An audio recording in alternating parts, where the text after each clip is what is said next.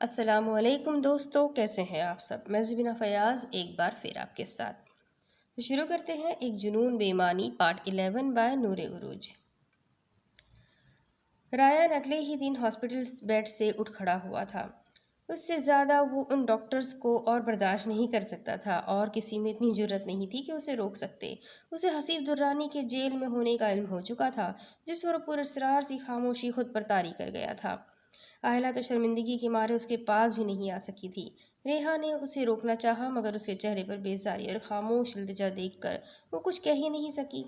وہ اپنی تکلیف کی پرواہ کیے بغیر اپنے پیروں پر چلتا مینشن آ گیا۔ اس کے زخموں سے خون رسنے لگا تھا، مگر اسے پرواہ کہاں تھی۔ ریحا کمرے میں آئی تو وہ بیڈ پر بیٹھا اپنی شرٹ اتار رہا تھا۔ ریحا کی نظر اس کی پشت سے رستے خون پر پڑی تو وہ تڑپ کر آگے بڑھی۔ یہ کیا کر لیا آپ نے؟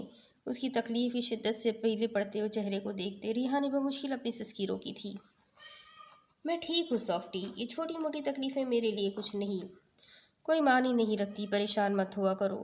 رایان اس کا سرخ نم چہرہ دیکھ کر اس کا گال تھپ تھپاتے ہوئے بولا، آپ کو فرق نہیں پڑتا مگر مجھے پڑتا ہے آن۔ آپ کی تکلیف آپ کو نہیں مگر مجھے محسوس ہوتی ہے آن۔ وہ روتے ہوئے بولتی اس کی پٹی بدلنے لگی۔ رایان اس سارے عمل کے دوران اپنی تکلیف بھولتا اس کا نم چہرہ دیکھتا رہا جو مسلسل آنسو بہا رہی تھی۔ کہاں جا رہی ہے؟ یہاں رہے میرے پاس۔ وہ اسے لٹاتے اٹھ کر پلٹی تو رایان اس کا ہاتھ تھام کر اسے خود پر گرا گیا۔ آج میں آپ کو بتاؤں براڈ کیسے بنا آپ کا آن۔ رایان نہیں جانتا تھا یہ صحیح وقت تھا یا نہیں، مگر اس پل وہ چاہتا تھا ریحا اس سے سنے اور پھر وہ اپنی ہر اذیت اس پر آشکار کرتا چلا جائے، اسے ہر بات بتا دی۔ وہ خاموش ہوا تو ریحا کو شدت سے روتے دیکھ لب بھیج گیا۔ آن میں آپ سے وہ نم آنکھوں سے اس کا چہرہ دیکھتے بولی جو آج بے تحاشا قریب تھا، اتنا کہ بنا کسی تکلیف کے اسے دیکھ سکتی تھی، چھو سکتی تھی۔ اس سے پہلے وہ معافی مانگتی، رایان اس کے ہونٹوں پر انگلی رکھ گیا۔ بہت کھیل لیا ہم نے معافی سافٹی، اس تکلیف نے سالوں جلایا ہے ہمیں، اب بس۔ میں دوبارہ وہ سب نہ خود سوچنا چاہتا ہوں اور نہ آپ کو سوچنے دینا چاہتا ہوں۔ جو ہونا تھا ہو چکا، اب سب بھول جائے اور مجھے بھی بھلا دے۔ تھکے ہوئے انداز میں بولتا وہ اس کی گردن میں چہرہ چھپا گیا، جیسے وقتی سکون کی تلاش میں مسافر کسی درخت تلے سایہ ڈھونڈنے کو رکتا ہے۔ میں بھول نہیں پا رہی آن، وہ سب جو سننے میں ہی اتنا اذیت ناک ہے وہ کیسے سہا ہوگا آپ نے، وہ بھی صرف میری وجہ سے۔ ریحا کی آنکھوں سے بہتے آنسو رایان کے بالوں میں گم ہوتے چلے گئے تھے۔ آج تک مجھے وہ اذیت ناک ماضی تکلیف دیتا تھا سافٹی، مگر آج جب آپ پاس ہیں تو کوئی درد کوئی تکلیف محسوس نہیں ہو رہی مجھے۔ آپ جیت گئی سافٹی، آپ نے اپنے آن کو پا لیا۔ اس کے ماتھے کو اپنے لمس سے معتبر کرتے بولا تو تشکر کا ایک آنسو اس کی آنکھوں سے ٹوٹ کر رایان کے چہرے پر گرا۔ سافٹی پلیز، اتنے سال آپ کے آنسو کس طرح سہے ہیں میں نے، یہ صرف میں جانتا ہوں۔ دوبارہ یہ تکلیف برداشت نہیں کر سکتا میں۔ مجھے فرق نہیں پڑتا آپ کا باپ کون تھا یا کیسا تھا، آپ میرے لیے میری جان سے عزیز آنی کی بیٹی ہے، میرا عشق ہے جنہیں میں نے اتنے سال خود سے جدائی کی سزا دی ہے، لیکن اور نہیں۔ اپنے چہرے پر پھیلتی نمی محسوس کرتے رایان نے انگوٹھے سے اس کے آنسو صاف کرتے کہا، آپ نے مجھے غلط سزا تو نہیں دی تھی آن، محبت کے دربار میں میرا جرم بہت بڑا تھا۔ ایک بیٹی کا فرض نبھاتے نبھاتے میں نے ایک بیوی کے فرض کو فراموش کر دیا۔ اسے رہ کر خود پر دکھ ہو رہا تھا جس کی ایک خاموشی نے رایان کاظم کو وحشتوں کا بادشاہ بنا دیا تھا۔ 12 سال میرے عشق کے زندان میں مقید رہ کر آپ نے اپنے اس جرم کی سزا پوری کر لی ہے سافٹی، اور آج میں آپ کو پوری عزت و احترام کے ساتھ اپنے دل کی سلطنت سونپتا ہوں۔ اس کی نم آنکھوں پر عقیدت کی مہر رکھتے ہوئے ریحا کی دھڑکنیں بے ترتیب کر گیا تھا۔ اچانک ہی وہاں ارد گرد خاموشی رقص کرنے لگی تھی۔ ریحا کی پلکوں پر شفق اتری تو رایان دیوانہ وار اسے دیکھے گیا۔ اس کی نظروں کی حدت سے ریحا کو اپنا دل پگھلتا ہوا محسوس ہو رہا تھا۔ اپنی خماری کے ہاتھوں بہکتے رایان نے اوپر کو اٹھتے ریحا کے چہرے کو چھونا چاہا، جب اچانک پشت پر اٹھتی ٹھیس پر اس کے چہرے پر تکلیف دہ تاثرات ابھرے اور لبوں سے بے آواز ہلکی سی سسکی برآمد ہوئی۔ اگر اس کا دھیان ریحا کی جانب نہ ہوتا تو وہ یہ تکلیف بھی آسانی سے سہہ جاتا، مگر اس وقت اس کے حواسوں پر اس کا عشق سوار تھا۔ آن آپ ٹھیک ہے؟ کیا ہوا؟ کیا کر رہے ہیں آپ؟ کہا بھی تھا ہاسپٹل سے مت آئے، مگر آپ مانتے نہیں ہیں۔ اس کی تکلیف پر اس سے زیادہ ریحا تڑپ اٹھی۔ پانی جو آنکھوں سے بمشکل خشک ہوا تھا ایک بار پھر آنکھ کی سرزمین کو نم کر گیا۔ وہ تیزی سے اس پر سے پیچھے ہوئی۔ بس آن کی زندگی، میں ٹھیک ہوں، یہ ہلکی سی تکلیف آپ کے آن کا کچھ نہیں بگاڑ سکتی۔ اسے اٹھتا دیکھ رایان خود بھی سیدھا ہو کر بیٹھ گیا، اس کا ہاتھ تھامتے اپنے قریب کھینچا۔ کیا کر رہے ہیں آن؟ کہیں بھاگ تھوڑی رہی ہوں میں؟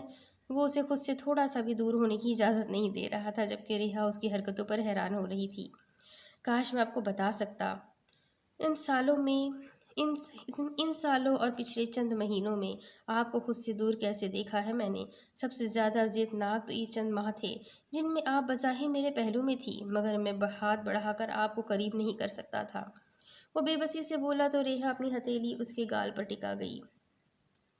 اب میں کہیں نہیں جاؤں گی آن، آپ کے اتنے ہی قریب رہوں گی، آپ سے دور تو ریحا کا بھی کوئی وجود ہی نہیں۔ وہ اس کے سینے پر سر رکھتے محبت سے وعدہ دے رہی تھی، مگر شاید ابھی اس وعدے کی تکمیل کا وقت دور تھا۔ مطلب آپ مجھے اجازت دے رہی ہے؟ اچانک اس کی مسکراتی آواز پر ریحا جھٹکے سے سیدھی ہوئی۔ کس بات کی اجازت؟ حیرانی اور ناسمجھی سے اسے دیکھا۔ آپ کو بے انتہا قریب کرنے کی اجازت، آپ کی روح کو تسخیر کرنے کی اجازت، اور آپ کو خود میں بسا لینے کی اجازت۔ اس کے کان کے قریب جھک کر گمبھیر لہجے میں بولتا وہ اس کی کان کی لو کو چھو گیا تھا۔ آن! ریحا کا پورا وجود دل بن کر دھڑکنے لگا، تو اس نے بے ساختہ اسے پکارا، جی آن کی جان۔ اس کی حالت پر رایان نے بمشکل اپنے ہونٹوں پر آتی مسکراہٹ دبائی۔ شرم کر لے، کل ابھی 2 گولیاں کھائی ہے آپ نے، جن کا زخم ابھی تک نہیں بھرا، اور جناب کو عشق و عاشقی سوچ رہی ہے؟ ریحا نے اسے گھورا تو وہ کہا لگا گیا، جبکہ ریحا اسے پہلی بار یوں بے ساختہ ہنستا دیکھ کر ساکت رہ گئی۔ وہ لگ ہی اتنا پیارا رہا تھا۔ دوسری طرف رایان جانتا تھا وہ ابھی اس سب کے لیے تیار نہیں ہے، نہ ہی رایان کی خود کی حالت اس سب کی اجازت دے رہی تھی، اور پھر وہ اتنی جلد بازی میں تو اپنی محبت کی تکمیل ہرگز نہیں کرنا چاہتا تھا۔ وہ تو بس ریحا کو تنگ کر رہا تھا۔ ایسے کیا دیکھ رہی ہے سافٹی؟ اسے یکٹک اپنی سمت دیکھتا پا کر رایان کی ہنسی کو بریک لگی تھی۔ آج سالوں بعد میں نے اپنے وجود میں جان ڈال دی آپ کی ہنسی سنی ہے، دل چاہ رہا ہے اس لمحے کو قید کر لوں۔ ریحا اس کی آنکھوں میں آنکھیں ڈالے بولی تو رایان اپنی دیوانی کو دیکھ کر رہ گیا۔ آپ خود مجھے بہکانے والی باتیں کرتی ہے سافٹی، اور پھر الزام مجھے دیتی ہے۔ رایان اس کا ہاتھ تھام کر لبوں سے چھوتے بولا تو وہ جھیپ کر سر جھکا گئی۔ رات بہت ہو گئی ہے، آپ کو سو جانا چاہیے آن، دھیمی سی آواز میں سر جھکائے ہی بولی تو وہ مسکرا دیا۔ یہاں رہیں میرے پاس، پھر شاید نیند بھی مہربان ہو جائے۔ اس کا ہاتھ تھام کر وہ سیدھا ہوتے لیٹ گیا۔ ریحا بھی اپنی جگہ سنبھال گئی۔ آج 12 سالوں بعد رایان کاظم ایک پرسکون نیند لے رہا تھا۔ آج اس کا عشق، اس کی محبت اس کی باہوں میں تھی۔ غلط فہمیوں اور اذیتوں کے بادل چھٹ چکے تھے، اور آسمان پر آفتاب محبت پوری آب و تاب سے چمکنے لگا تھا۔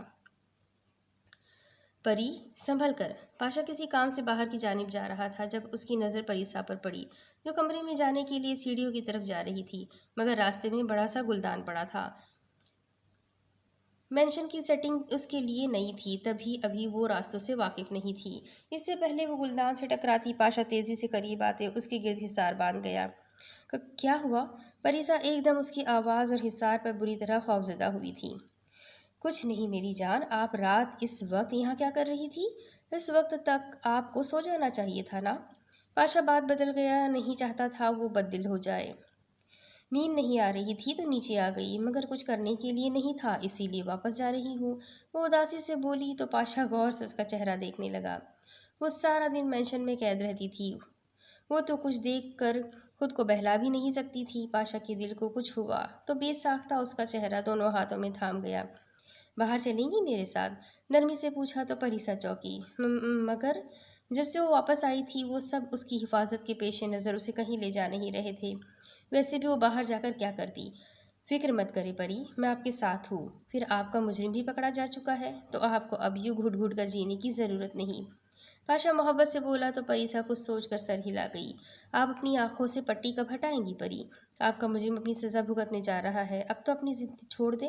پاشا اسے سہارا دیتے گاڑی تک لایا اور فرنٹ سیٹ پر بٹھایا۔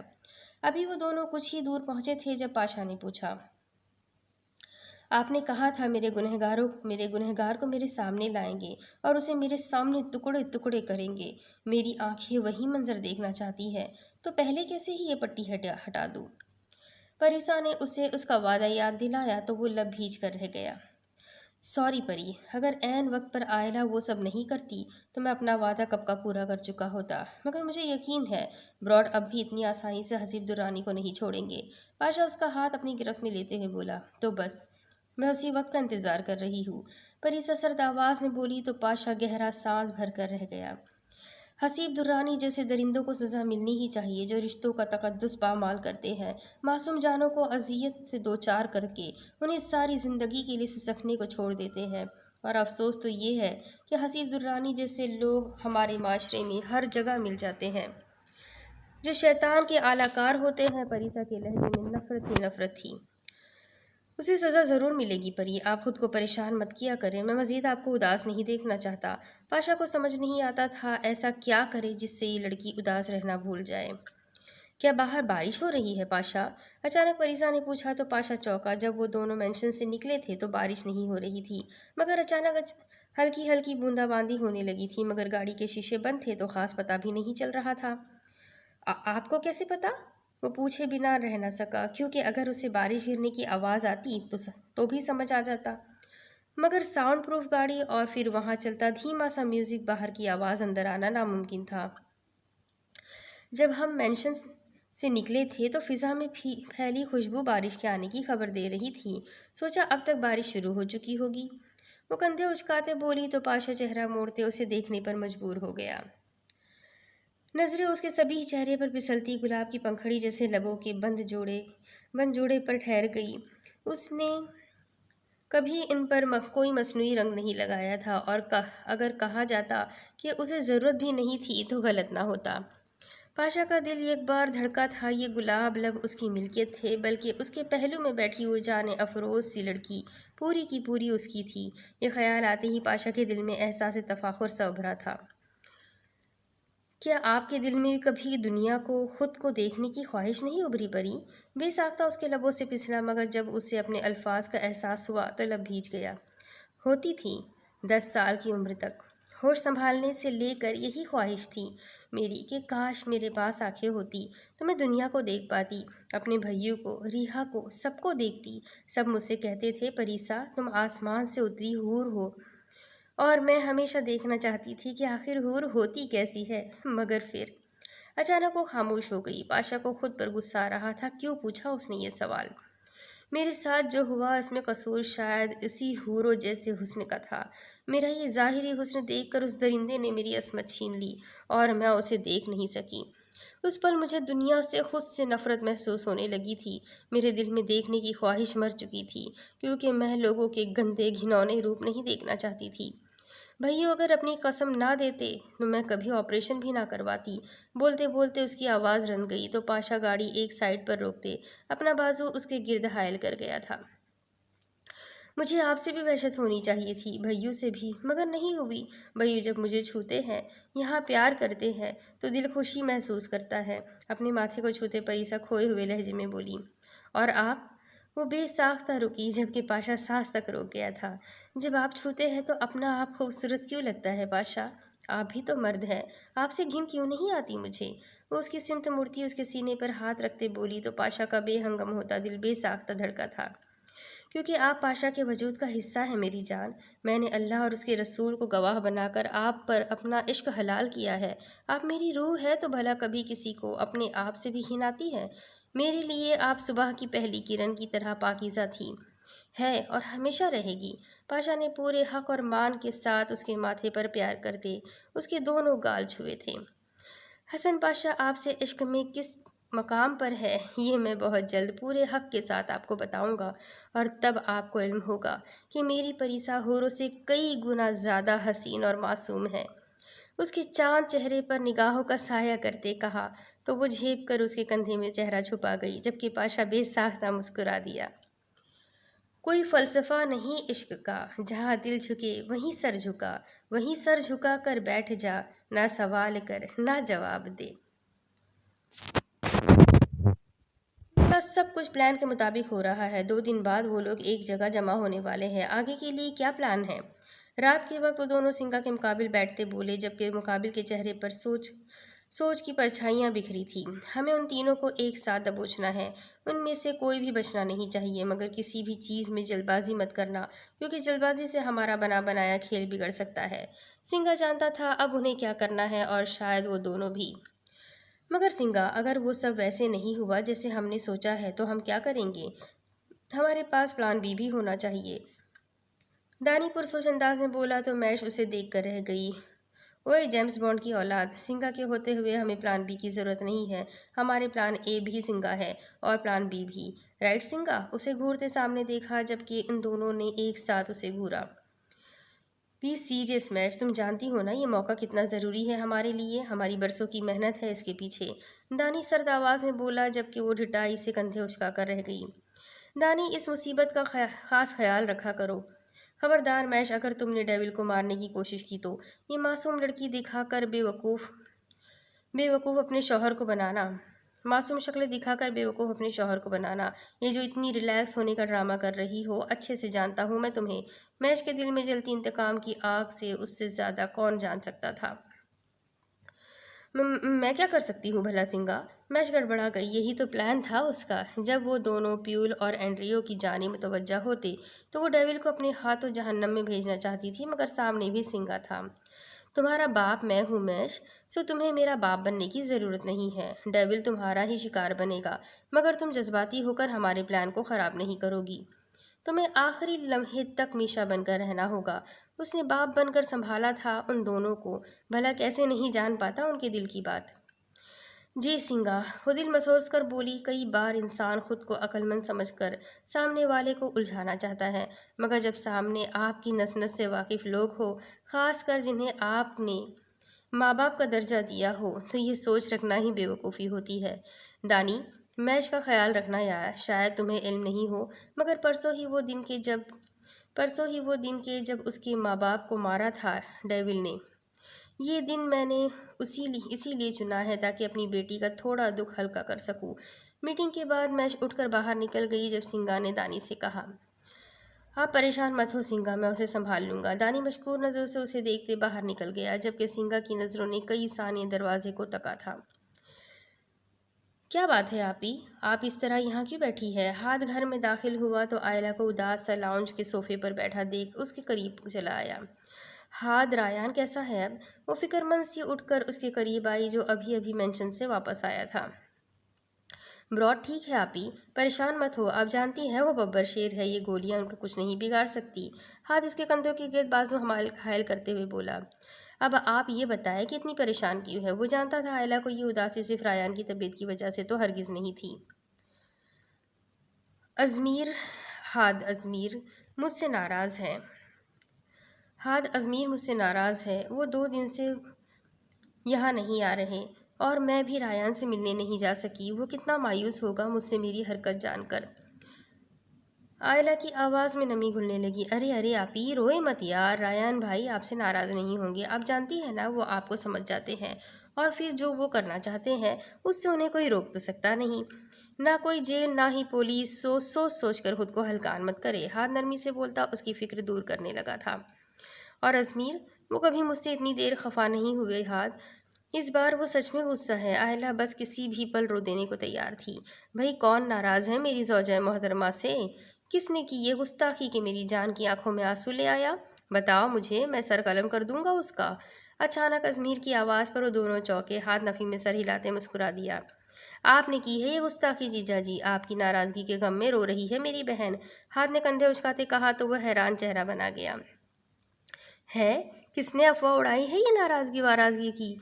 मैं क्या आपसे खफा हो सकता हूँ मिसेस अजमीर? अजमीर मुस्कुराता हुआ उसके करीब आ गया, जो हाथ के हिसार में खड़ी थी, जबकि सामने अजमीर खड़ा था। आप 2 दिन से घर नहीं आए, मुझे कॉल भी नहीं की, मैसेज तक नहीं किया। आयला खुफगी से मुंह बसोर कर बोलती। उस पल कहीं से भी एक जानी मानी वकील नहीं लग रही थी। भाई ये मियाँ बीवी वाली चीज़ें आप लोगों को ही मुबारक, मुझे माफ़ रखे। हाथ गंदा सा मुंह बनाते हाथ खड़े करते वहाँ से निकल गया, जबकि वो दोनों मुस्कुरा दिए। हाँ जी मोहतरमा, अब बताए कितने शिकवे पाल रखे हैं मेरे लिए? अजमीर कदम ब कदम चलता उसके करीब आकर खड़ा हो गया। نہیں، کوئی شکوہ نہیں ہے مجھے۔ اس کی اتنی قربت پر آئلہ کا دل بے ساختہ دھڑکا۔ سوری یار، اس دن میں بہت غصہ کر گیا تھا، مجھے اتنا سب نہیں کہنا چاہیے تھا، اور یہ 2 دن ریان کی وجہ سے بہت مصروف رہا ہوں، اسی لیے آپ پر دھیان نہیں دے سکا۔ اسے کمر سے تھام کر قریب کرتے کہا تو وہ نم آنکھوں سے اسے دیکھنے لگی۔ کیا میں نے پولیس کو انوالو کر کے سچ میں غلط کیا ازمیر؟ معصومیت سے پوچھا تو ازمیر کو اس پر پیار آیا، تبھی بے ساختہ اس کا ماتھا چوم گیا۔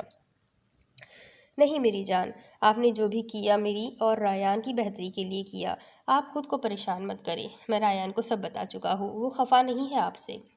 ازمیر نہیں چاہتا تھا وہ مزید اداس رہے۔ میں ملی بھی نہیں ریان سے، اسی انداز میں افسردگی سے بولی تو ازمیر مسکرا دیا۔ کل مل لیجیے گا اپنے بھائی سے، پر پہلے ذرا اپنے شوہر سے تو ملے۔ مسز ازمیر شرارت سے اس کے چہرے پر آتے بال ہٹاتے کہا تو وہ جھیپ کر سر جھکا گئی، جبکہ ازمیر محبت سے مسکرا دیا۔ ریجینا، کیا میں براڈ کو لے جا سکتا ہوں؟ کچھ ضروری کام ہے۔ کل رات سے ریحان نے ریان کو بیڈ سے ہلنے نہیں دیا تھا۔ نیند میں بھی وہ ریان کے چہرے پر درد کے اثرات دیکھ سکتی تھی۔ ریان نے بہت کوشش کی فرار کی، مگر سامنے بھی اس کی ملکہ تھی۔ ریان کو ضروری کام تھا، تبھی اس نے پاشا کو میسج کر کے بلایا۔ ریحا اس کا کبڈ سیٹ کر رہی تھی، جبکہ ریان بے بسی سے اس کی پشت کو گھور رہا تھا، تبھی پاشا وہاں پہنچا۔ خبردار پاشا، ایک تم اور ایک تمہارے براڈ، دونوں کو سوائے کام کے کچھ سوچتا ہے بھلا؟ ایک عدد بیوی بھی ہے تمہاری، جاؤ اور جا کر اسے وقت دو۔ ریحا تو صبح سے ریان کے بھاگنے کی کوشش سے تپ چکی تھی، تبھی پاشا کو لتاڑا۔ مگر ریجینا، ایک جانب براڈ کا حکم تو دوسری جانب ریجینا کا وہ بیچارہ پھنس کر رہ گیا تھا۔ جاؤ یہاں سے، ریحا نے آنکھیں دکھائی جب وہ بے بسی سے بیڈ پر بیٹھے ریان کو دیکھ کر رہ گیا۔ سافٹی، آئی پرامس، میں 1.5-2 گھنٹوں میں لوٹ آؤں گا، پلیز ابھی جانے دے۔ پاشا ہار مان کر وہاں سے نکل گیا جب ریان نے بیڈ سے اترنا چاہا، مگر اس کی آواز پر ساکت ہوا۔ میں بتا رہی ہوں آپ کو، آپ نے بیڈ سے ایک قدم بھی نیچے اتارا تو مجھ سے برا کوئی نہیں ہوگا۔ وہ اس وقت فل غصے میں تھی، جبکہ اس کی دھمکی پر ہاتھ اور ازمیر کے قدم ان کے کمرے کے دروازے پر ہی رک گئے تھے۔ یار سافٹی، مجھے سمجھنے کی کوشش کرے، مجھے بہت ضروری کام ہے، پلیز۔ وہ جو دنیا کو جوتی کی نوک پر رکھتا تھا، یہ چھوٹی سی لڑکی اسے پوری طرح اپنی مٹھی میں قید کیے ہوئی تھی، اور وہ باخوشی اس قید پر راضی بھی تھا۔ آہا، ساری دنیا کو اپنی دہشت سے دہشت زدہ کر دینے والے براڈ کو اپنی بیوی کے ترلے کرتے دیکھ کتنی خوشی ہو رہی ہے، کاش میں بتا پاتا جیجا جی۔ ہاں، شرارت سے دھیمی آواز میں بولا تو ازمیر نے بمشکل اپنی مسکراہٹ کا گلا گھونٹا۔ آپ کو اپنی پرواہ نہیں ہے نا، بالکل بھی؟ قسم کھا رکھی ہے جو خود کو تکلیف دے کر مجھے اذیت دینے کی، مگر میں بتا رہی ہوں، میں مزید آپ کا یہ ٹارچر برداشت نہیں کروں گی۔ اس کی تکلیف کا سوچ کر ریحا کی آنکھیں نم ہوئی تھی، اور یہی آ کر تو ریان کاظم پگھل جاتا تھا۔ یار ایک تو مجھے سمجھ نہیں آتا، تم بات بات پر رونے کیوں لگتی ہو؟ خبردار اگر ایک بھی آنسو نکلا تمہارا تو۔ ریان نے بے بسی سے اسے گھورا جو سی کر رہی تھی، مگر اس کی دھمکی کے پیش نظر آنسو بھی روک رکھے تھے۔ اگر آپ آج یہاں سے اٹھے تو میں روؤں گی، بہت زیادہ روؤں گی، پھر آپ کی ان گھوریوں سے بھی نہیں ڈروں گی۔ ریحا اب بھی اس کے رعب میں نہیں آئی تھی۔ ہاں ہاں ہاں ہاں، فکر مت کرے بھابھی ماں، براڈ یہیں ہے، کہیں نہیں جا رہے، اور جب کوئی ہم سے پوچھے گا تو ہم کہہ دیں گے براڈ نامی بیسٹ کو اس کی بیوی نے جورو کا غلام بنا کے رکھنے کی قسم کھا رکھی ہے، اور وہ بخوشی راضی بھی ہے۔ ہاتھ مزید برداشت نہیں کر سکا تو کہا لگاتے بولا، جس پر ریان نے اسے خطرناک گھوری سے نوازا، جبکہ ریحا بے ساختہ جھیپ گئی۔ ہاشا، مجھے ایسا کیوں لگ رہا ہے کہ تمہیں اپنی زبان کی مزید ضرورت نہیں رہی؟ تو کیوں نہ میں اسے کاٹ کر پھینک دوں؟ وہ جو پہلے ریحا کی وجہ سے جھنجھلایا ہوا تھا، ہاتھ کی بکواس پر سرد انداز میں بولا۔ ہاں، جن کی بیوی کے سامنے نہیں چلتی وہ ایسے ہی مجھ جیسے مسکینوں پر غصہ نکال کر دل ہولہ کر لیتے ہیں۔ کر لے، اللہ نے الگ سے حساب لینا اس زیادتی کا۔ ہاتھ اس عزت افزائی پر منہ بسورتے ہوئے بولا۔ ہاں، خود تو تم نے ڈائریکٹ جنت کی ٹکٹ بک کروائی ہوئی ہے نا، جھوٹوں کا بھی حساب ہوگا بیٹا، اور تمہارا تو خاص طور سے ہوگا۔ ازمیر نے اسے آنکھیں دکھاتے ہوئے کہا۔ میں نے کون سا جھوٹ بولا ہے؟ ہاتھ اس کھلے الزام پر بلبلا کر رہ گیا، جبکہ ریحا ان تینوں کو آپس میں مگن دیکھ روم سے باہر نکل گئی۔ بیٹا، یہ جو عشق نامی روک لگوا کے بیٹھے ہو نا، اچھے سے جانتا ہوں میں، معصوم کسی اور کے سامنے بننا۔ ازمیر نے اسے گھورا تو اس نے تھوک نگلتے پہلے ازمیر اور پھر ریان کو دیکھا۔ ہاشا، ریان نے سرد آواز میں اسے پکارا، جو کبوتر کی طرح آنکھیں بند کر لینا چاہتا تھا، مگر جانتا تھا یہ خطرہ آنکھیں بند کر کے بھی نہیں ٹلنے والا۔ جی ریان بھائی، इस वक्त रायान ब्रॉड नहीं था। इस पल वो आयला और उसका बड़ा भाई बन चुका था और ये हाथ को उसके पुकारने से मालूम हो चुका था। कौन है वो लड़की? रायान का लहजा बेलचक था, जैसे बचने की कोई सूरत हाल ना हो। यार ये जीजा की तो आदत है, ख्वामखा बात बढ़ा देते हैं। हाथ ने मासूम सूरत बनाते हुए बचना चाहा। नाम बताओ। रायन ने सपाट अंदाज में उसकी बात काटी तो वो गहरा सांस भर कर रह गया। मुझे नहीं मालूम, वैसे भी वो आपके भाई की किस्मत में नहीं है। हाथ बेबसी से बोला तो रायन कुछ पल खामोशी से उसे देखता रहा। इंसान कोशिश करे तो अपनी किस्मत खुद बना सकता है हाशा। रायन बोला तो उसका लहजा अटल था। खुद का तो मालूम नहीं भाई, मगर सुना है दुआएं तकदीर ज़रूर बदल देती है। मगर मैं तो दुआओं में भी इस अनजान लड़की की खुशियां ही मांगता हूँ। हैरत की बात थी ना, जिस लड़की से महज 2 बार मुलाकात हुई, वो जिसका नाम तक नहीं जानता था, उससे मोहब्बत कर बैठा, या शायद इससे भी आगे की कोई चीज़। बज़ाहिर हंसता मुस्कुराता, सबको हंसने पर मजबूर करता हादसा अंदर से कितना गहरा था ये कोई नहीं जान सकता था। वो पहली नज़र में ही असीर मोहब्बत हुआ था, जिसे उसने कशिश समझकर भुलाने की कोशिश की, मगर नहीं कर सका।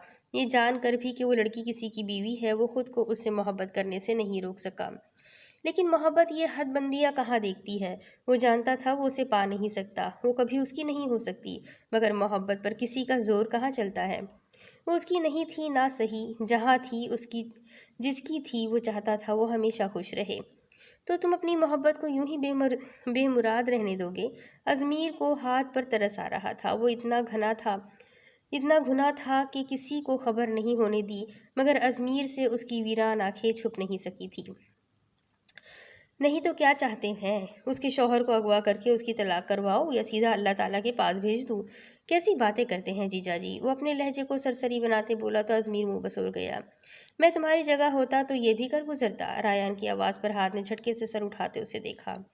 ओ सर जी, ये मेरे जुड़े हाथ देखो, मुझे हादसा रहने दो।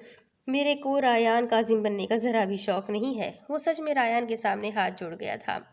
तुम हमदर्दी के लायक ही नहीं हो आशा, दफ़ा हो जाओ यहाँ से। रायन सपाट अंदाज में कहता रुख मोड़ गया था। भाई, मोहब्बत वही होती है जो किसी लड़की के लिए एजाज़ जैसी हो, ना कि बदनुमा दाग जैसी। मेरी मोहब्बत अगर उसका एजाज़ नहीं बन सकती तो मैं मरकर भी उसे उसके लिए दाग नहीं बनने दूंगा। वो संजीदगी से कहता वहाँ से निकलता चला गया, जबकि वो दोनों उसकी पुश्त को देख कर रह गए। क्या हुआ आयला, कोई परेशानी है क्या? रेहा नीचे आई तो लाउंज में आयला को बैठा देखकर उसकी जानिब आ गई। परीसा ऊपर अपने कमरे में थी। कुछ नहीं अजमीर और हाद मुझे रायान से मिलने के लिए ले तो आए हैं, मगर समझ नहीं आ रहा उसके पास कैसे जाऊं। रेहा को बादशाह की ज़बानी सारी बात का इल्म हो चुका था, तभी वो आयला की उलझन समझ चुकी थी। परेशान मत हो आयला, रायान तो मुझसे भी नाराज़ नहीं हो सके। जिसके बाप ने उनकी ज़िंदगी बर्बाद कर दी, तो आप तो फिर भी उनकी बेहतरी चाहती थी। मेरे औन को मुझसे ज़्यादा आप जानती है। आप उनके लिए परीसा जैसी है, तो भला वो आपसे खफा कैसे हो सकते हैं? रेहा उसका हाथ थाम कर थपथपाते बोली तो आयला उसे देख कर रह गई। मैं जानती हूँ रेहा, रायान बिल्कुल नारियल की तरह है। अगर ऊपर से सख्त तरीन है तो अंदर से इतना ही नर्म है।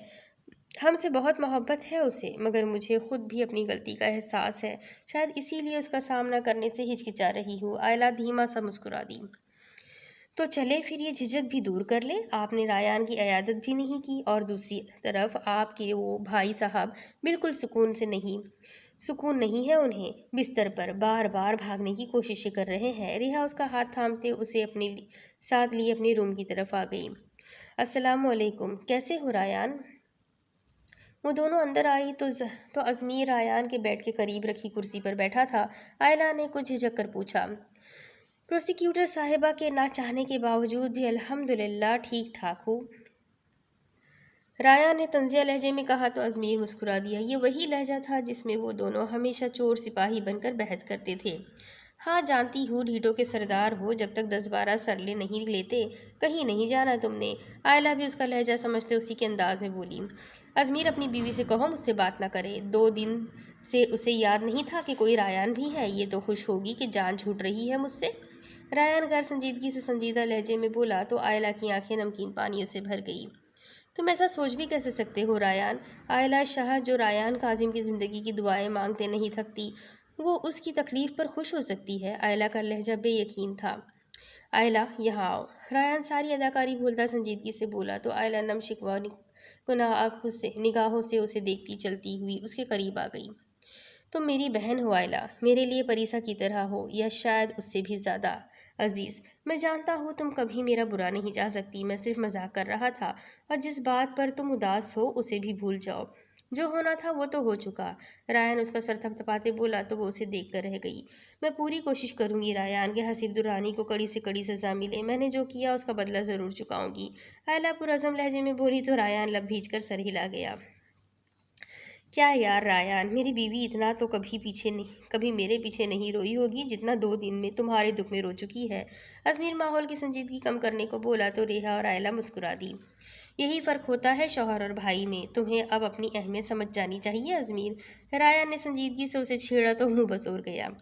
کچھ دیر مزید باتوں کے بعد وہ دونوں چلے گئے، جبکہ رایان ریحا کو دیکھنے لگا جو کھوئی کھوئی سی بیڈ پر بیٹھی تھی۔ رایان جانتا تھا وہ اس وقت کن کیفیات کا شکار ہے، تبھی اس کے قریب جا بیٹھا۔ اداس ہے سوفٹی؟ اس کے کندھے کے گرد حصار باندھتے پوچھا تو وہ چونک کر سیدھی ہوئی۔ نہیں تو آپ ایسے کیوں بیٹھے ہیں؟ آرام کرے ورنہ زخم۔ ریحا سر جھٹکتے جلدی سے بولتے اٹھی، مگر رایان اس کا بازو تھام کر اسے اپنے قریب کر گیا۔ خود کو سنبھالے سوفٹی، میں جانتا ہوں آپ کا دل درد میں ہے، حسیب درانی باپ ہے آپ کا، ایک بیٹی کا دل باپ کے معاملے میں کتنا حساس ہوتا ہے سمجھ سکتا ہوں، آپ کو مجھ سے اپنا آپ چھپانے کی ضرورت نہیں ہے میری جان۔ رایان نرمی اور سنجیدگی سے بولا تو ریحا اس کے کندھے پر سر ٹکاتے ہوئے رو دی۔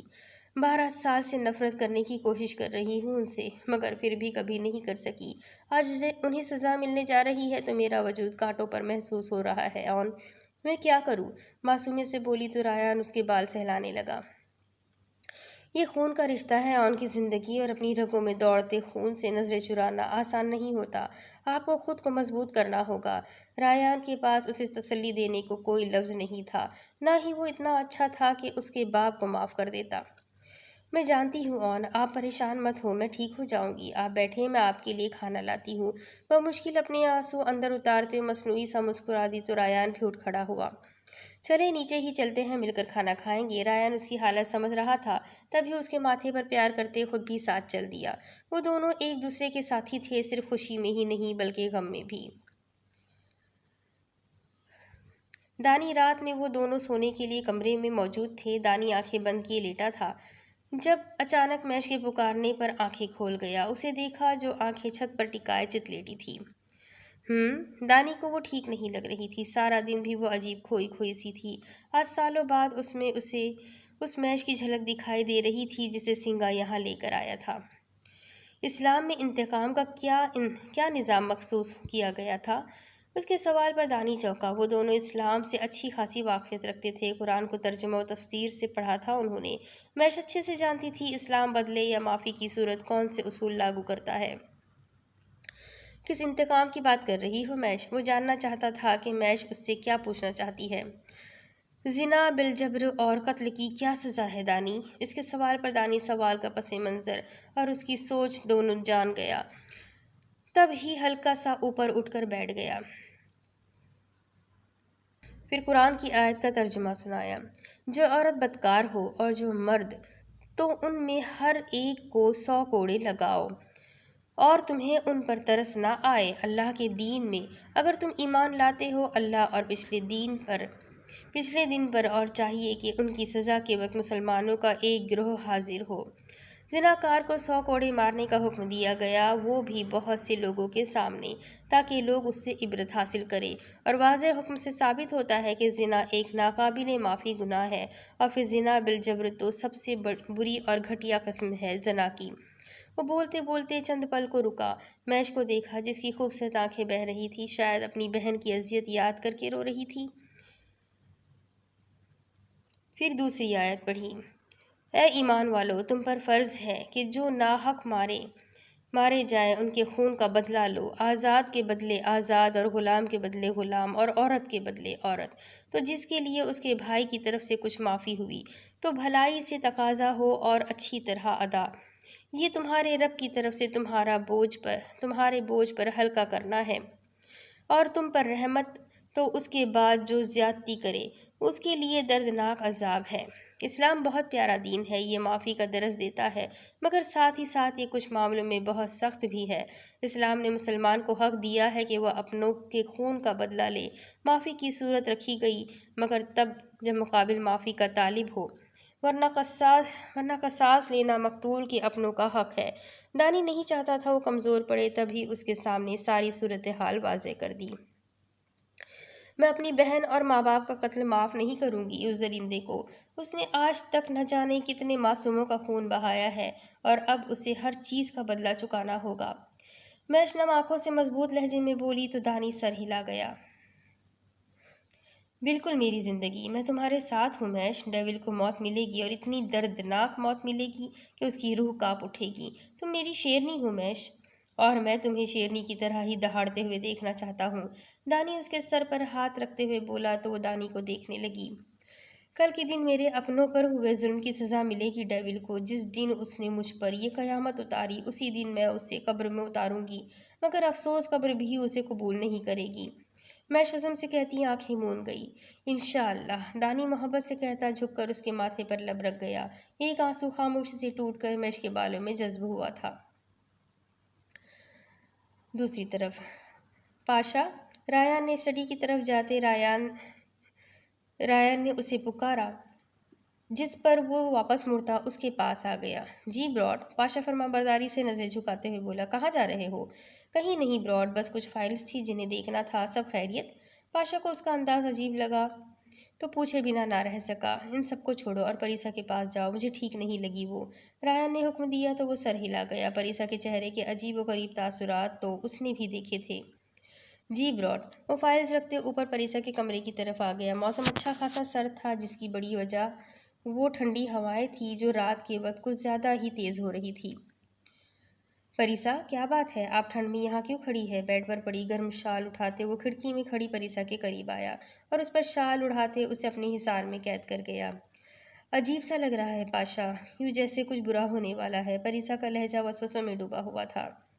کیا برا پری؟ کیا سوچ رہی ہیں آپ؟ پاشا پریشان ہوتے اس کا رخ اپنی جانب پھیر گیا۔ میں نہیں جانتی، بس میرا دل مجھے کہہ رہا ہے کہ کچھ برا ہونے کو ہے، یوں جیسے میری زندگی میں آتی یہ خوشیاں اتنی ہی تھی اور ان کا اختتام قریب ہے۔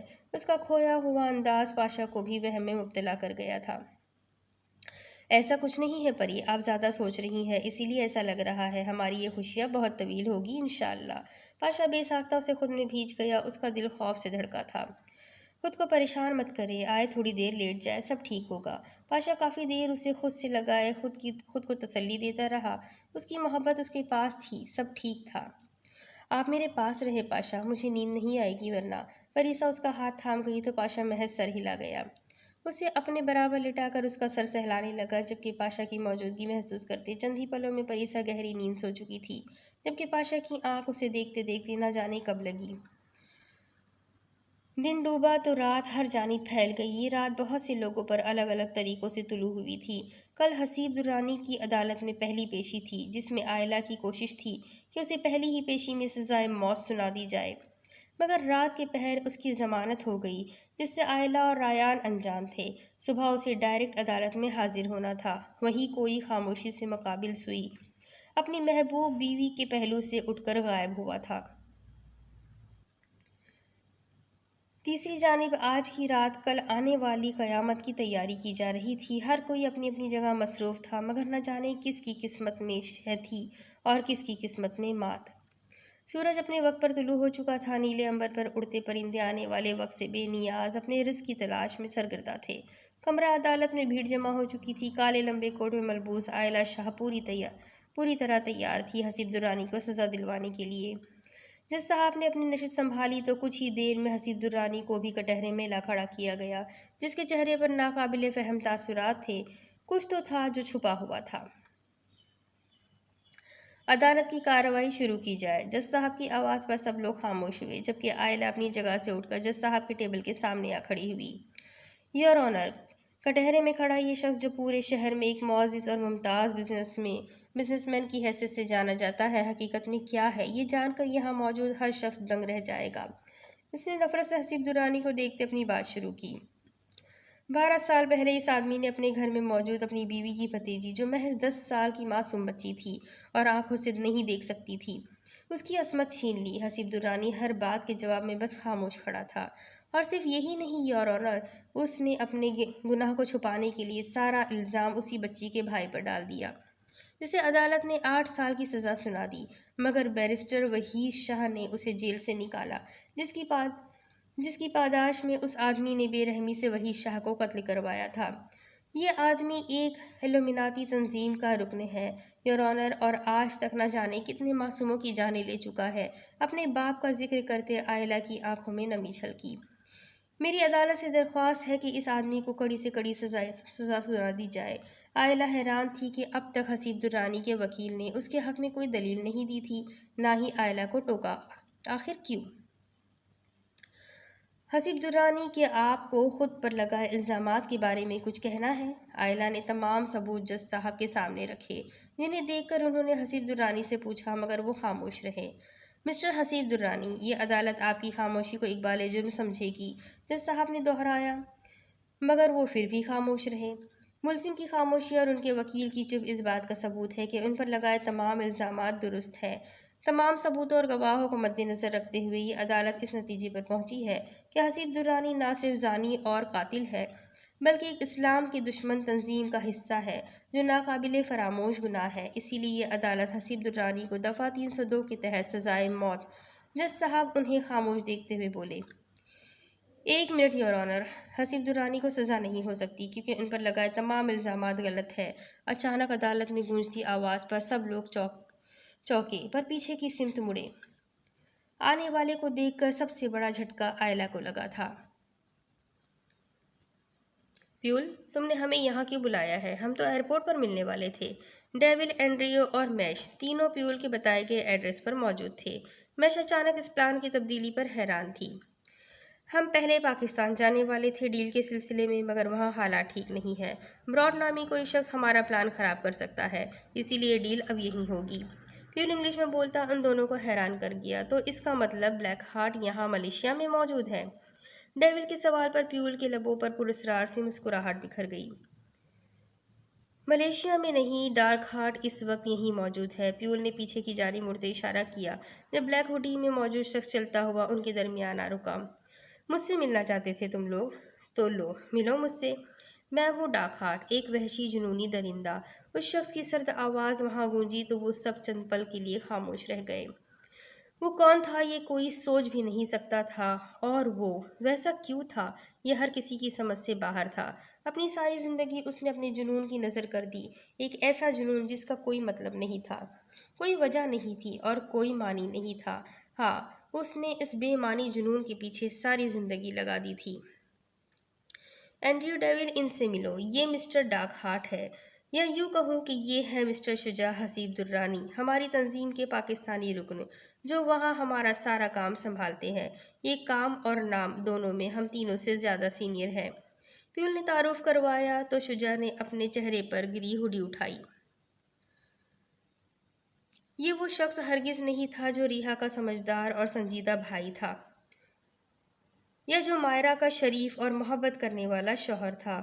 یہ تو کوئی اور ہی شخص تھا جس کے چہرے پر اتنی شفافیت تھی کہ دیکھنے والی آنکھ دنگ رہ جاتی۔ پاکستان میں ہمارے ڈیل کو براڈ سے خطرہ تھا، میں چاہتا تو اسے ایک لمحے میں ختم کر سکتا تھا، مگر ابھی اس کا وقت نہیں آیا۔ رایان کاظم عرف براڈ کی موت اتنی آسان نہیں ہوگی، میں اسے تڑپا تڑپا کر ماروں گا۔ شجاع سرد ترین آواز میں بولا، رایان کاظم کو مارنے کی اوقات کم از کم تم جیسے کتے کی نہیں ہو سکتی شجاع درانی، یا یوں کہوں ڈارک ہارٹ۔ اچانک وہاں گونجی مخالف سمت سے آتی آواز پر وہ سب حیرت سے مڑے۔ بلیک ٹیکسیڈو میں ملبوس رایان کاظم قدم بقدم چلتا وہاں آ رکا، جس کے پیچھے ایک جانب ہاتھ آ رکا تو دوسری سمت پاشا کھڑا ہوا۔ شجاع کے ساتھ ساتھ باقی سبھی حیرت سے ساکت ہو چکے تھے، کیونکہ ان سب کی انفارمیشن کے مطابق رایان کاظم یعنی براڈ زخمی حالت میں پاکستان میں موجود تھا۔ کیا ہوا شجاع درانی؟ تم یہی سوچ رہے ہو نا کہ میں یہاں کیسے، اور مجھے کیسے علم کہ تم ہی ڈارک ہارٹ ہو؟ رایان کی سنجیدگی بھری آواز پر شجاع نے بغور اسے دیکھا۔ تمہیں کیا لگتا ہے میں براڈ مذاق میں بنا ہوں؟ میں ریحا درانی نہیں ہوں، जो आसानी से तुम्हारी बातों में आ जाए। तुमने अपने बाप को इस्तेमाल किया अपने काले कारनामों को छुपाने के लिए, और वो बेवकूफ़ उस हसीब दुरानी इकलौते बेटे की मोहब्बत में मौत के मुंह में चला गया। रायन का लहजा नफरत अंगेज था। जिस अंगूठी से तुमने पहले रिहा और फिर हम सब की आंखों में धूल झोंकनी चाही थी, वही अंगूठी तुम्हें फंसाने में मददगार साबित हुई शुजा दुरानी। रायन ने उसके साथ में मौजूद अंगूठी की सिमत इशारा किया। ये अंगूठी इल्यूमिनाती तंजीम के रुकन बनने पर तुम्हें निशानी के तौर पर मिली थी, जिस पर बिच्छू का निशान कुंदा था। तुमने मुश्किल वक्त के लिए ऐसी ही एक अंगूठी बनवाई और वो हसीब दुरानी को दे दी। मेरी बहन पर अपनी दरिंदगी उतारते हुए तुमने ये अंगूठी वहीं खो दी, और रिहा ने उसे हसीब दुरानी की समझा, क्योंकि तुम तो उसे हर वक्त पहनते ही नहीं थे। रायान उसका सारा खेल उसे यूँ समझा रहा था जैसे इस खेल का मास्टरमाइंड शुजा नहीं वो खुद हो, जबकि पीछे खड़े हाथ और पातशाह बमुश्किल गुस्सा जब्त किए हुए थे। तुमने उस मुलाजिम को कत्ल किया क्योंकि वो तुम्हारी दरिंदगी देख चुका था। तुमने हसीब दुर्रानी के सामने अपने गुनाह को अनजाने में हुई गलती कहकर कबूल कर लिया। जिन्होंने तुम्हें बचाने के लिए मुझे ट्रैप किया, और बदले में तुमने रिहा के सामने हसीब दुर्रानी को ही मुजरिम बना दिया। रायन एक पल को खामोश हुआ। शुजा को याद था वो 18 साल की उम्र में गलत दोस्तों की सोहबत की वजह से उस तंजीम में शामिल हुआ था। उसके दोस्तों ने उसे पैसे की हवस में मुब्तला कर दिया था। वो सबके सामने मासूम सा लड़का था, जबकि उसके असल घिनौने चेहरे से सब नावाकिफ थे। उसी तंजीम में वो पैसे के अलावा औरत की हवस में भी मुब्तला हो गया था। परीसा का मासूम हुस्न हमेशा से उसे अपनी जानिब खींचता था। मायरा उसकी मंगेतर थी और इंतहा की हसीन और मासूम लड़की थी, मगर परीसा के हुस्न का मुकाबला नहीं कर सकती थी। उसे याद था वो दिन जब किसी वजह से उसे तंजीम के सरबराहों की जानिब से डांट फटकार का सामना करना पड़ा था। उसी गुस्से में वो घर पहुंचा। अंगूठी उसके हाथ में थी। वो गुस्से से खौलता परीसा के कमरे के सामने से गुजरा। जब हल्के से खुले दरवाजे से उसकी नज़र बेड पर लेटी हुस्न की मूरत पर पड़ी, उसके अंदर का शैतान अंगड़ाई लेकर बेदार हुआ था। उस पल वो हर चीज़ भूल गया था। परीसा बच्ची थी, देख नहीं सकती, या उसकी सगी खाला की बेटी है, उसे कुछ भी याद नहीं था।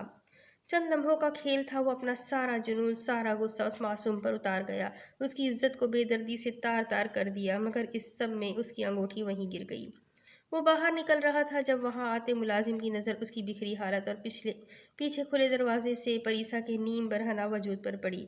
शुजा उसे देखकर सिर्फ एक लम्हे को साकित हुआ था, मगर इससे पहले कि वो शोर मचाता, शुजा उसके होठों पर हाथ रखे उसकी आवाज़ बंद कर गया। वो जो फल लेकर परीसा के पास जा रहा था, शुजा ने प्लेट में रखी छुरी से उसके सीने पर ही वार कर दिया। किसी को घर में आता महसूस करके वो सब छोड़कर वहां से भाग खड़ा हुआ। मुलाजिम बमुश्किल सीढ़ियां उतरता नीचे पहुंचा था, जहां उसका सामना रायान से हुआ। उसका खून तेजी से बह रहा था। तभी वो ज्यादा बोल नहीं सका और हमेशा के लिए आंखें मूंद गया। शुजा वहां से निकला तो उसे एहसास हुआ कि वो जज्बातियात में क्या कुछ कर चुका है। वो बुरी तरह हड़बड़ा चुका था। तभी उसने हसीब दुर्रानी से राब्ता किया। हसीब दुर्रानी उसकी बिगड़ी रविश अच्छे से जानते थे, मगर इकलौते बेटे को बेजा आज़ादी भी तो उन्होंने ही दे रखी थी। हसीब दुर्रानी घर के रास्ते में थे। सारी बात जानकर कई सानिये तक दंग रह गए थे, मगर फिर खुद को संभालते उन्होंने शुजा को पुरसुकून रहने का इशारा किया और खुद फ़ोन बंद करते सब घर वालों के साथ मेंशन में पहुंच गए। परीसा के कमरे में रायान को देखकर उनका दिमाग ताने बाने बुनने लगा, जिस पर उन्होंने सारा इल्ज़ाम रायान पर डाल दिया। शुजा भी वहां आते हुए जाहिर करने लगा जैसे इस सब से उसका कोई ताल्लुक या वास्ता ही ना हो। रायान जेल तो चला गया था, मगर उन पर से खतरा नहीं टला था। उन्हीं दिनों हसीब दुरानी को उसके तंजीम में होने का इल्म भी हुआ था। वो बहुत ज़्यादा परेशान थे, मगर अपनी लालची फितरत के बास वो भी जल्द ही शुजा की बातों में आ गए और इस मामले में खामोशी इख्तियार कर गए। शुजा जानता था जिस दिन रायन जेल से आज़ाद होगा, उस दिन वो अपनी बहन के मुजरिम का पता करवाने के लिए ज़मीन आसमान एक कर देगा। इसीलिए वो रायान को मरवा देना चाहता था। वही शाह ने रायान को जेल से निकलवाया तो उन्हें मशकूक लोगों का इल्म हुआ जो रायान को मारना चाहते थे। इसीलिए उन्होंने रायान को इटली भिजवा दिया और खुद केस पर काम करने लगे। इन्हीं दिनों उन्हें इस तंजीम का इल्म हुआ जो इंसानी आज़ा का स्मगलिंग के अलावा हर किस्म का गैर कानूनी काम करते थे। वो डाक हाट के बारे में बेशुमार मालूमात निकलवा चुके थे, मगर ताहाल उसके असल चेहरे से नावाकिफ थे। वो भी कहीं ना कहीं हसीब दुर्रानी को मुजरिम समझते थे, मगर इससे पहले कि वो उसे बेनकाब करते, शुजा ने उन्हें अगवा करवा लिया और उनके तमाम आज़ा निकलवा कर फ़रोख्त कर दिए। रायान नामी کاٹا فی الحال اس کی راہ سے نکل چکا تھا، مگر 5 سال بعد وہ ایک بار پھر واپس آ گیا تھا۔ وہ صرف ریان کاظم سے واقف تھا، براڈ سے نہیں، جو پس پردہ اس کے تمام ارادے ناکام بنا رہا تھا۔ ریان نے براڈ بن کر جہاں غلط کام روکے وہیں ہاتھ شبیر بن کر شجاع کا رائٹ ہینڈ بن گیا۔ شجاع ان کی سازش سے انجان تھا۔ شجاع کو پیول، ڈیول اور اینڈریو سے ڈیل کرنا تھا، جو ملیشیا اور رشیا مافیا کے لوگ تھے، مگر ریان نے اس کا پلان خراب کر دیا۔ اس دن اسے علم ہوا کہ ریان ہی براڈ ہے، مگر اس سے پہلے ریان اسے پکڑ کر اس کی ہڈی ہٹاتا، فائق نے لائٹ بند کر دی اور اسی اندھیرے کا فائدہ اٹھا کر حسیب درانی نے اسے ہٹا کر خود کو پھنسا دیا۔ ان کے لیے ان کا بیٹا ہر چیز سے اہم تھا، اگر انہیں اس کے لیے مرنا بھی پڑتا تو وہ کبھی انکار نہ کرتے۔ شجاع وہاں سے نکل کر درانی مینشن چلا گیا تھا، جہاں سے وہ اگلے دن حسیب درانی سے ملنے جیل گیا۔ فائق کو بھی وہ اپنے ساتھ ان سب 2 نمبروں کاموں میں لگا چکا تھا۔ اگر کہا جاتا ہے فائق اس کا دایاں بازو تھا تو غلط نہ ہوتا، مگر وہ فائق کی بیوقوفی کی وجہ سے اسے ہمیشہ خود سے دور رکھتا تھا۔ بابا، آپ نے زبان نہیں کھولنی، کچھ بھی مت کہیے گا، میں سب سنبھال لوں گا، آپ کو بھی یہاں سے نکلوا لوں گا، بس چپ رہیے گا۔ شجاع نے انہیں جیل میں دیکھتے دھیمی آواز میں کہا تو وہ سر ہلا گئے۔ شجاع نے پلان بدل دیا اور ان تینوں کو پاکستان بلانے کی بجائے خود ملیشیا آنے کا فیصلہ کیا۔ دوسری طرف اس نے حسیب درانی کی بیل کروا دی، جس سے ریان کا دھیان صرف ان پر رہے اور خود وہ یہاں آ گیا، مگر ریان نہ جانے کیسے یہاں بھی آ گیا۔ آفیسر، کیا کہنا چاہتے ہیں آپ؟ جج صاحب کی آواز پر اسکائی بلو یونیفارم میں ملبوس ازمیر چلتا ہوا جج صاحب کے سامنے جا کھڑا ہوا تھا۔ آئلہ حیرانی سے اسے دیکھ رہی تھی، وہ یونیفارم میں کیوں آیا تھا؟ یور آنر، حسیب درانی بے گناہ ہے اور یہ اس کے ثبوت ہے، اصل مجرم کوئی اور ہے۔ ازمیر نے شجاع کے کالے کرتوتوں کی فائلیں ان کے سامنے رکھی تھیں۔ حسیب درانی، اصل مجرم آپ کا بیٹا ہے، کیا آپ اس بات کا اقرار کرتے ہیں؟ جج صاحب نے حسیب درانی کی سمت دیکھتے پوچھا، جن کا رنگ لٹھے کی مانند سفید پڑ چکا تھا۔ نہیں یور آنر، میرے بیٹے نے کچھ نہیں کیا، جو کیا ہے میں نے کیا ہے، آپ مجھے پھانسی کی سزا دے دیں۔ وہ جو اپنی موت پر خاموش تھے، بیٹے کی موت کا سن کر تڑپ اٹھے تھے۔ آپ کے جھوٹ کا اب کوئی فائدہ نہیں ہے مسٹر حسیب درانی، FIA کب سے آپ کے بیٹے کے تعاقب میں تھی، جو بالآخر آج سامنے آ گیا ہے۔ ازمیر سرد و سپاٹ انداز میں بولا تو وہ ساکت رہ گئے۔ نہیں، کہا نا، میرے بیٹے نے کچھ نہیں کیا، جو سزا دینی ہے مجھے دے، میں پھانسی کے لیے بھی تیار ہوں۔ حسیب درانی بیٹے کی محبت میں اتنا اندھا تھا کہ اسے ہمیشہ سے گناہوں کے دلدل سے نکالنے کی بجائے مزید اس میں ڈھکیلتا رہا۔ حسیب درانی، مجرم صرف وہ نہیں ہوتا جو سب گناہ کرے، گناہ کو چھپانے والا بھی مجرم ہوتا ہے۔ آپ کا انداز بتا رہا ہے کہ آپ اپنے بیٹے کے گناہوں سے ہمیشہ سے واقف تھے، تو گناہگار تو آپ بھی ہیں۔ آئلہ ہوش میں آتے ہوئے بولی، یور آنر، حسیب درانی بھلے ہی مجرم نہیں مگر بے قصور بھی نہیں ہے، میری آپ سے درخواست ہے انہیں سخت سے سخت سزا دی جائے۔ آئلہ جج صاحب کی سمت مڑی۔ حسیب درانی کا وکیل تو بس معاملہ سمجھنے کی کوشش کر رہا تھا، اسے خاموش رہنے کے ہی پیسے دیے گئے تھے، وہ ہر چیز سے لا علم تھا، سو اس کا کچھ بھی کہنا فضول تھا۔ جج صاحب نے تمام ثبوت دیکھے اور حسیب درانی کی جانب متوجہ ہوئے۔ آپ نے نہ صرف اپنے بیٹے کا گناہ چھپایا بلکہ ہر گناہ میں اس کا ساتھ دیا، آج تک بے شمار معصوموں کی جانیں لی آپ کے بیٹے نے، اور ان کے خون میں کہیں نہ کہیں آپ بھی شامل ہیں۔ اسی لیے یہ عدالت تمام ثبوتوں اور گواہوں کی روشنی میں حسیب درانی کو عمر قید کی ہے۔ جج صاحب نے اپنا فیصلہ قلم بند کرتے سب کو سنایا تو آئلہ اور ازمیر کی آنکھیں جگمگا اٹھی۔ میرے بیٹے کو کچھ مت کہنا، مجھے مار دو، اسے چھوڑ دو۔ حسیب درانی کو پولیس لے جانے لگی تو وہ ازمیر کو دیکھتے بولا، مگر انسپکٹر اسے گھسیٹتے ہوئے لے گیا۔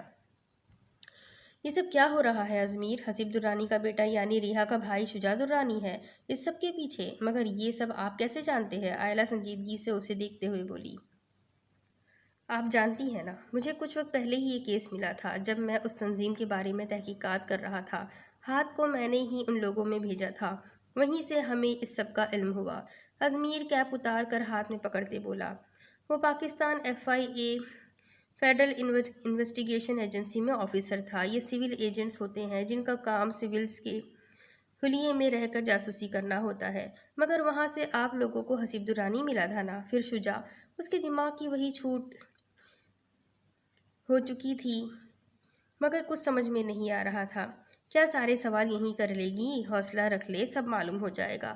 اس وقت مجھے جانا ہوگا، ریان کو میری ضرورت ہے۔ ازمیر کے پاس اس وقت اسے پوری تفصیل سنانے کا وقت نہیں تھا۔ ध्यान से जाइएगा اور اپنا اور رایان کا خیال رکھیے گا، آئلہ فکر مند سی بولی تو ازمیر مسکرا دیا۔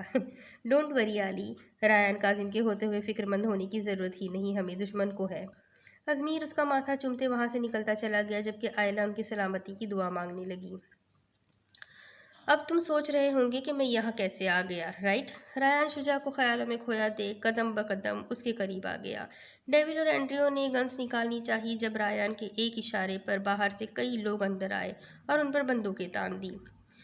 تمہیں کیا لگتا ہے دوسرے ممالک میں تعلقات صرف تمہاری تنظیم کے ہیں اور تم اس تنظیم کے کہنے پر یہاں آئے ہو؟ میں نے تمہیں یہاں بلایا ہے شجاع الرانی۔ رایان تمسخرانہ مسکرا کر آخر میں سختی سے بولا۔ میش دانی آ جاؤ، اپنا بدلہ لے لو۔ رایان بولا تو میش مسکراتی ہوئی آگے بڑھی۔ تبھی دانی بھی اندر آیا۔ یہاں براڈ کو کوئی نہیں جانتا تھا، سنگا کو ضرور جانتے ہوں گے۔ کیوں ڈیول اور اینڈریو؟ رایان نے ڈیول کو دیکھتے پوچھا جس کی آنکھیں پھٹنے کے قریب تھی۔ سنگا اس کا مالے نام تھا جو اسے ملیشیا مافیا کی جانب سے ملا تھا۔ 5 سال پہلے جب اس نے براڈ بن کر اینتھونی کی جگہ سنبھالی تھی تب کسی سلسلے میں اس کا ملیشیا آنا ہوا۔ ملیشیا میں ڈیل نہ ہونے کے باعث اس نے مافیا کے سب سے بڑے گینگسٹر کا قتل کر دیا، جس پر ساری مافیا اس کے سامنے جھک گئی۔ وہ وہاں بہت کم آتا تھا مگر جب آتا تھا تو سب پر دہشت طاری ہو جاتی تھی۔ ڈیول اور اینڈریو اس کے نام کی وحشت سے واقف تھے مگر اس کی حقیقت سے انجان تھے۔ دانی اسے سڑک پر ملا تھا جسے وہ اپنے ساتھ لے آیا۔ پھر یوں ہی ایک دن اسے ایک جنونی سی لڑکی ملی جو ڈیول نامی گنڈے کو قتل کر دینا چاہتی تھی۔ اسے اس لڑکی میں اپنا آپ دکھائی دیا۔ اس کی بہن کے ساتھ بھی تو یہی سب ہوا تھا، وہ بھی تو قتل کر دینا چاہتا تھا سب کو۔ اس نے میش کو سنبھالا اور ساتھ لے آیا۔ وہ دونوں عمر میں اس سے 5 اور 7 سال چھوٹے تھے مگر وہ دونوں ہی رایان کے لیے بچوں کی طرح تھے۔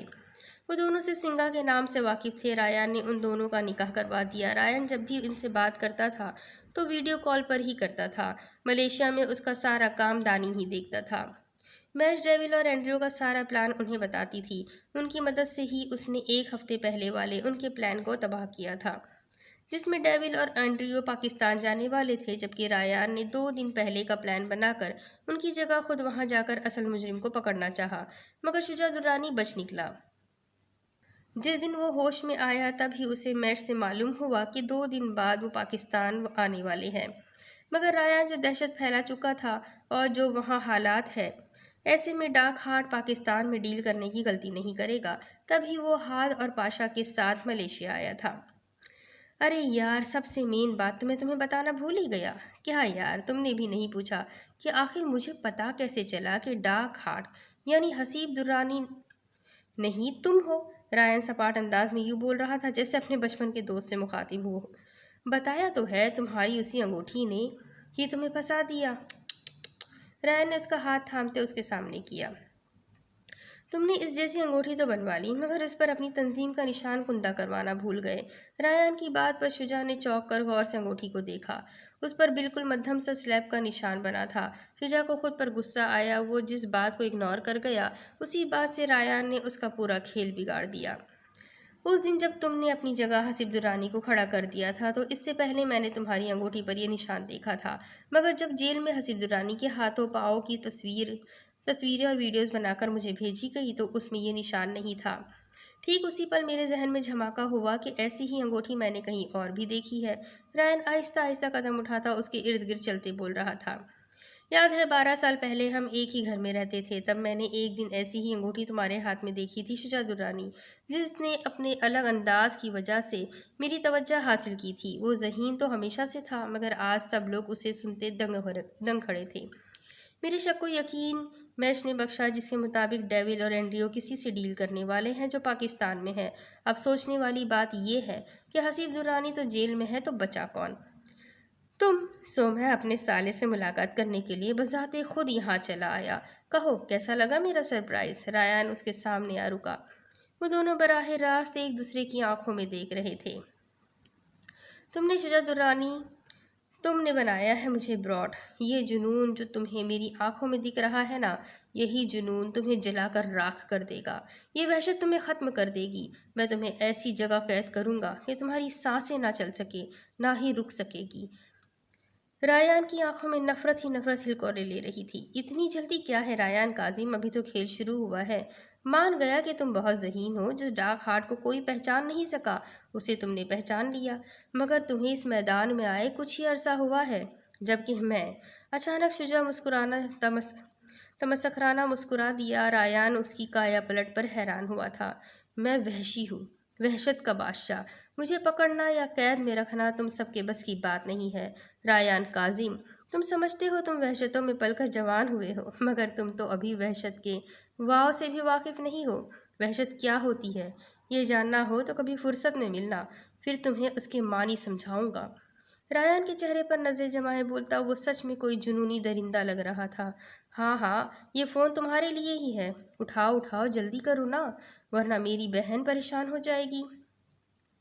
अचानक रायन का फ़ोन बजा तो शुजा मुस्कुराकर बोला। रायन के दिल ने इस पल उससे किसी अनहोनी की खबर सुनाई। ऑन ऑन परी, परी अपने कमरे में नहीं है। वो पता नहीं कहाँ है। पूरा मेंशन में देख चुकी हूँ ऑन। रायन ने बेकरारी से फ़ोन उठाया। जब दूसरी तरफ की बात सुनते उसके पैरों तले से ज़मीन खिसकी थी।